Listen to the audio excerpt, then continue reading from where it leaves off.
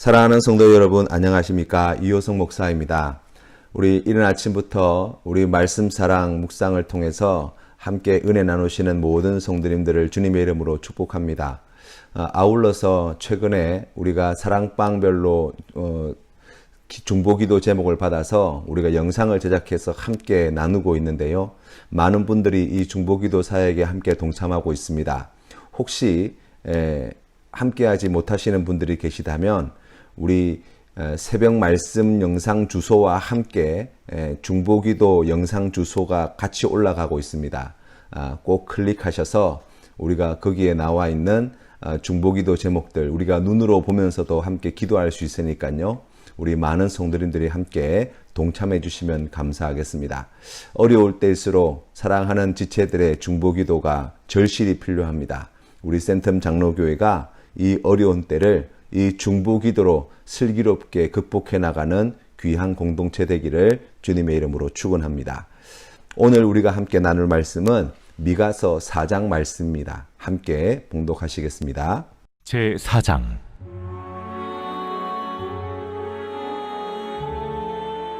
끝날에 이르러는 여호와의 전의 산이 산들의 꼭대기에 굳게 서며 작은 산들 위에 뛰어나고 민족들이 그리로 몰려갈 것이라. 곧 많은 이방 사람들이 가며 이르기를, 오라, 우리가 여호와의 산에 올라가서 야곱의 하나님의 전에 이르자. 그가 그의 도를 가지고 우리에게 가르치실 것이니라.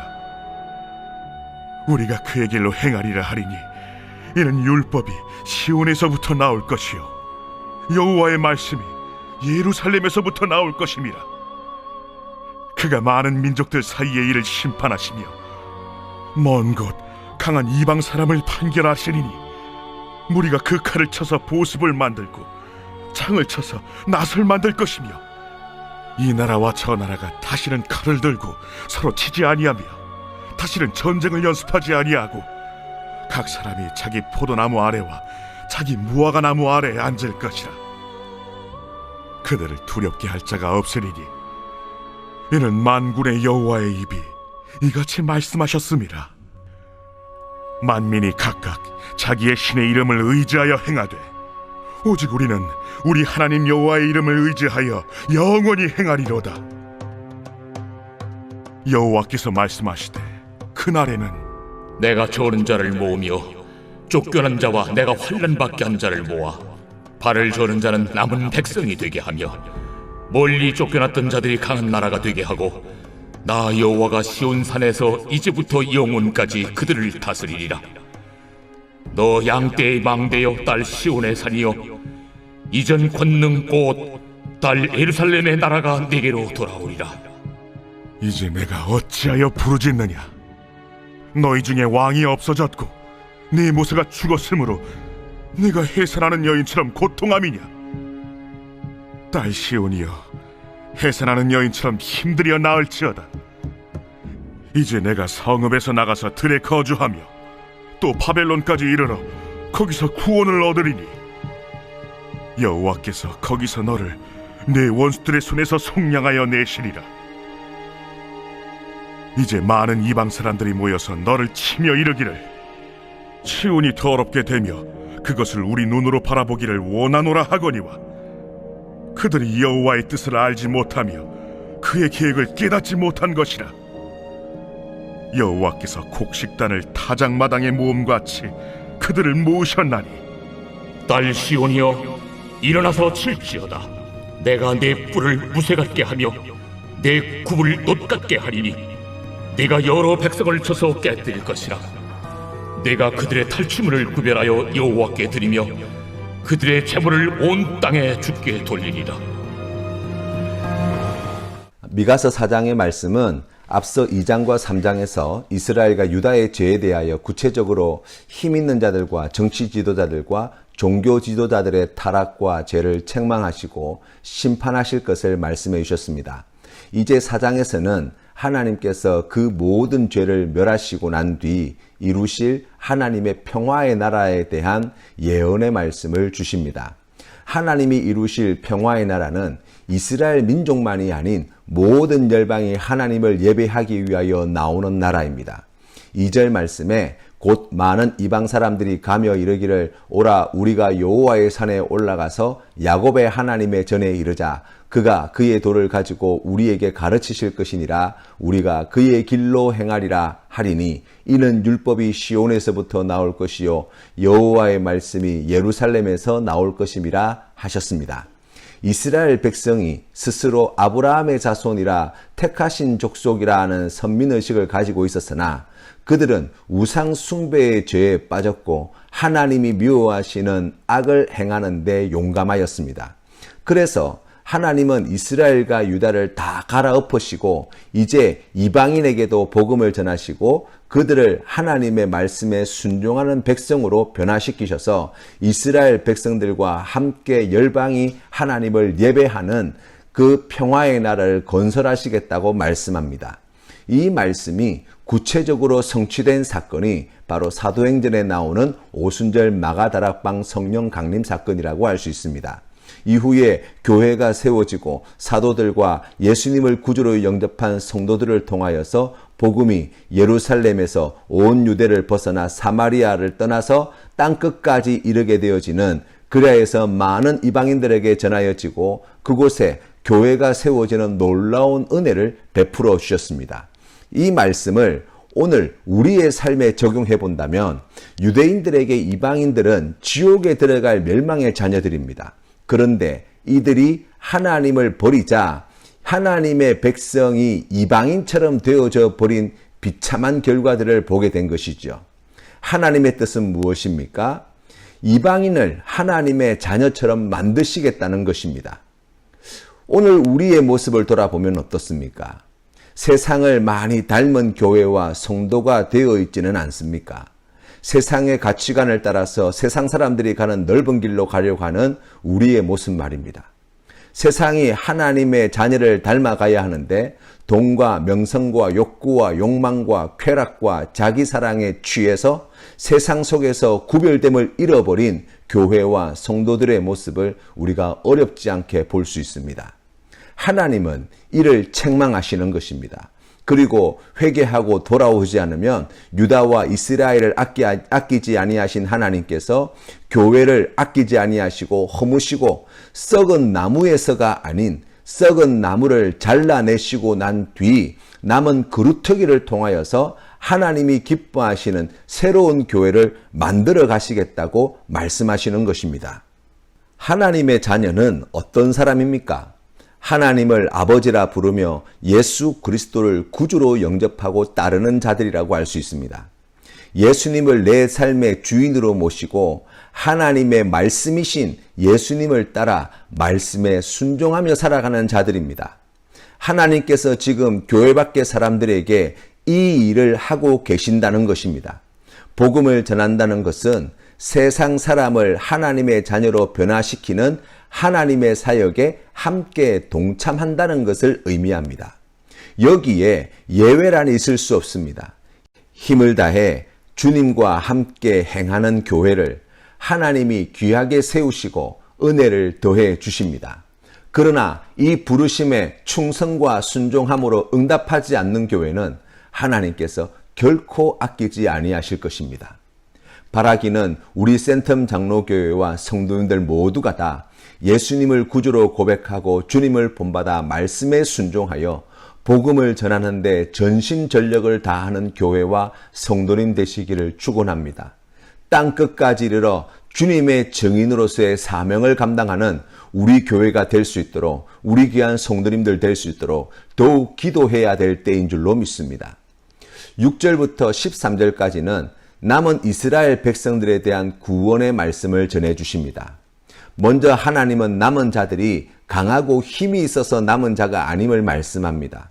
이스라엘 백성들은 큰 죄를 범하였고 그 죄로 말미암아 하나님의 진노를 불렀고 그리하여서 하나님께서 이스라엘 백성들을 치시고 멸하여 버리셨습니다. 그리고 이제 소수의 사람들만 남게 되어진 거예요. 그들은 저는 자들이고 먼 타국으로 쫓겨난 자들이었고 환난을 받아서 고통과 근심을 당하고 있던 자들이라고 이야기할 수 있습니다. 그런 자들을 하나님께서 모으시겠다는 거예요. 이들이 여호와 하나님이 영원히 다스리시는 강한 나라가 되게 하시겠다고 약속해 주시는 것입니다. 오늘날 코로나 사태로 온 세계가 고통당하고 있습니다. 큰 혼란 가운데 있습니다. 우리의 삶의 자리를 돌아보면 직장이 위태로워지고 사업이 내일을 알 수 없는 위기 가운데 내몰리고 있습니다. 일상의 삶은 무너지고 함께 모여서 식사 나누는 것조차 매우 어려운 때라고 이야기할 수 있습니다. 고통과 신음의 목소리가 점점 더 커져가고 있는 것이죠. 이러한 때에 더욱 필요한 믿음이 무엇입니까? 고통스럽지만 위태롭지만 하나님이 우리를 반드시 모으실 것이라는 믿음이 있어야 합니다. 고난은 성도에게 두 가지 갈림길을 선택하게 합니다. 하나는 하나님께로 달려갈 것인가, 나머지 하나는 하나님으로부터 멀리 도망할 것인가입니다. 고난과 고통 속에서 하나님을 멀리 떠나게 될 때 도움을 구할 수 없고 생명과 복을 누릴 수 없고 하나님께서 약속하신 이 놀라운 은혜와 복을 받아 누릴 수 없습니다. 그러나 고난과 고통 가운데 우리를 모으시는 하나님의 뜻에 순종하여서 하나님께 달려갈 때 구원과 생명과 축복의 문이 열리게 되는 것입니다. 반드시 일어나게 하십니다. 반드시 회복시켜 주십니다. 13절 말씀에 딸 시온이여 일어나서 칠지어다 내가 내 뿔을 무쇠 같게 하며 내 굽을 녹 같게 하리니 내가 여러 백성을 쳐서 깨뜨릴 것이라 내가 그들의 탈취물을 구별하여 여호와께 드리며 그들의 재물을 온 땅에 주께 돌리리라 말씀하십니다. 사랑하는 성도 여러분, 힘들고 어려운 시절을 우리가 함께 보내고 있지만 우리를 싸매시고 모으시고 속량하시고 우리에게 복과 은혜를 베풀어 주시는 하나님만을 우리가 더욱 바라보십시다. 여기에 우리가 마음을 모으고 힘을 모읍시다. 우리가 있는 곳에서 하나님께 엎드려 은혜를 구하며 기도하십시다. 우리를 긍휼히 여기시는 하나님께서 이 약속하신 말씀대로 우리를 반드시 일으키시고 강하게 하시고 영원히 하나님이 다스리는 그 나라로 인도해 주실 것입니다.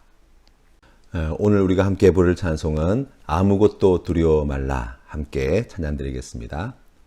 아무것도 두려워 말라 주 나의 하나님이 지켜주시네 놀라지 마라 겁내지 마라 주님 나를 지켜주시네 아무것도 두려워 말라 주 나의 하나님이 지켜주시네 놀라지 마라 겁내지 마라 주님 나를 지켜주시네 내 맘이 힘에 겨워 지칠지라도 주님 나를 지켜주시네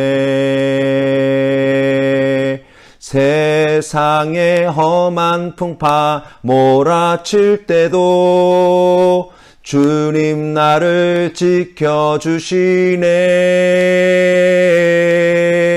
주님은 나의 산성 주님은 나의 요새 주님은 나의 소망 나의 힘이 되신 여호와 주님은 나의 산성 주님은 나의 요새 주님은 나의 소망 나의 힘이 되신 여호와 아멘. 함께 기도드리겠습니다. 사랑이 많으신 하나님 아버지 참으로 어렵고 힘든 시절을 보내고 있는 사랑하는 성도님들을 주님 불쌍히 여겨주셔서 오늘도 필요한 양식에 부족함이 없도록 애쓰고 수고하는 일들마다 형통할 수 있도록 직장과 가정과 사업체를 지켜보호하여 주시고 인도하여 주시옵소서. 아버지 하나님, 우리의 삶의 자리가 하나님과 함께하는 자리임을 늘 기억하게 하시고 어렵고 힘들 때일수록 더욱 주님을 찾고 주님 앞에 엎드리며 주님의 말씀을 기억하고 그 말씀에 순종함으로 나아가는 복된 성도 되게 하여 주시옵소서. 아버지 하나님, 이 어렵고 힘든 시절 가운데 지내는 사랑하는 성도님들의 심령을 주님께서 붙들어 주시기를 간절히 원합니다. 낙심치 않도록 지켜주시고 하나님 아버지 그 심령 가운데에 기쁨과 평강의 은혜를 더하여 주시어서 두려움이 아니라 감사함과 기쁨으로 매일매일 주어진 삶을 감당케 하시고 선택과 결정을 해나가게 하시고 하나님께서 기뻐하시는 선한 일에 힘쓰는 복된 삶을 살게 하여 주시옵소서.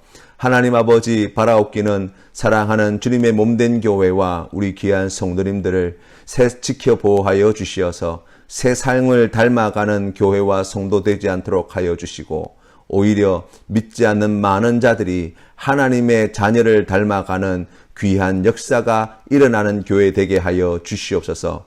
땅끝까지 주님의 다시 오심을 전하며 예수 그리스도의 십자가의 복음을 전하는 데에 귀하게 쓰임받는 우리 교회 되게 하시고 우리 성도님들 되게 하여 주시옵소서. 오늘 있는 그곳에 주님께서 함께 하심을 믿고 주님의 복음을 전하며 살기로 결단하는 사랑하는 성도님들의 마음과 삶과 육체를 지켜 보호하여 주시어서 하나님 아버지, 오늘도 하나님께 큰 기쁨 올려드리는 우리 모든 성도님들 다 될 수 있도록 은혜 더하여 주시옵소서. 거룩하신 예수님의 이름으로 기도드립니다. 아멘.